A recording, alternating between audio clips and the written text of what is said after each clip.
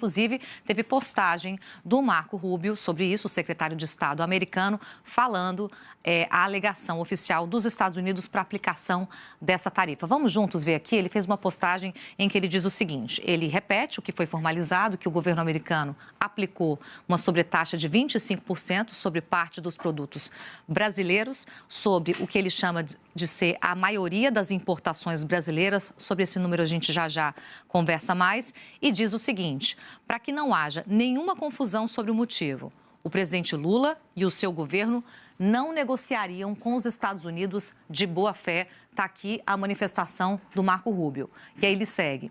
Suas políticas econômicas são ruins para os americanos e ruins para os brasileiros.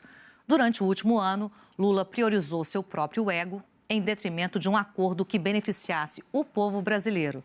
E essas tarifas são o preço a pagar por isso.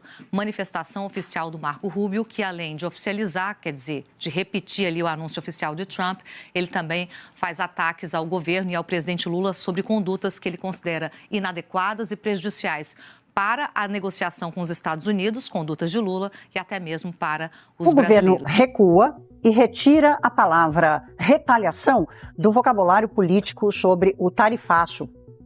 A reação dos empresários e os alertas sobre as consequências de retaliar os Estados Unidos fizeram durar menos de um dia a disposição do governo Lula de partir para o revide contra Donald Trump. O ministro da Fazenda, que ontem falava em ataque ao patriotismo brasileiro, quase que numa bravata, hoje defendeu o cuidado e disse que não é hora de fazer ataques políticos eleitorais prejudicando a economia.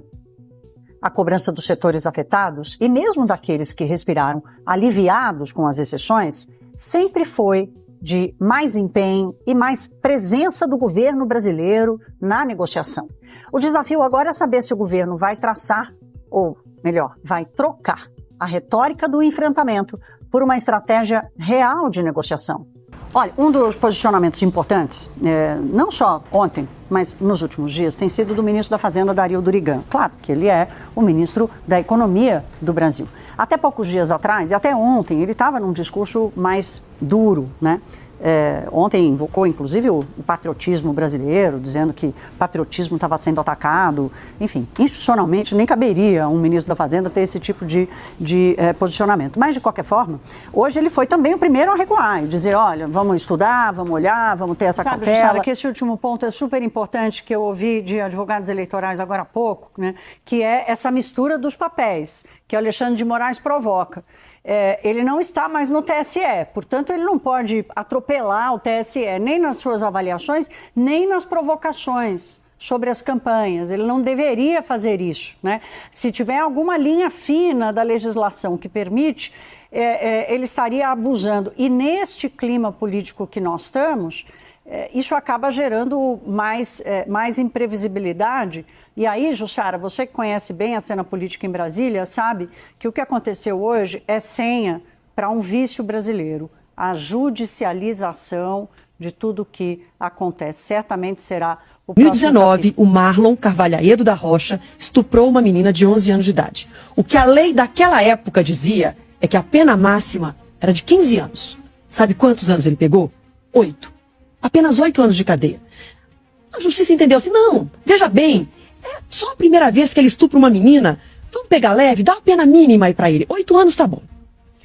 4 anos depois de ter estuprado uma menina, veja só, ele estava na lista de bom comportamento, já com direito à saidinha de Natal. Ele saiu e o que ele fez? Estuprou. Estuprou a própria mãe. E o que aconteceu? Nada. Ele nem foi julgado pelo estupro da mãe ainda. 2 anos depois, adivinha só o que aconteceu. Marlon tá solto. Liberdade condicional, porque já cumpriu 6 anos, né? Estuprou uma menina, depois estuprou a mãe.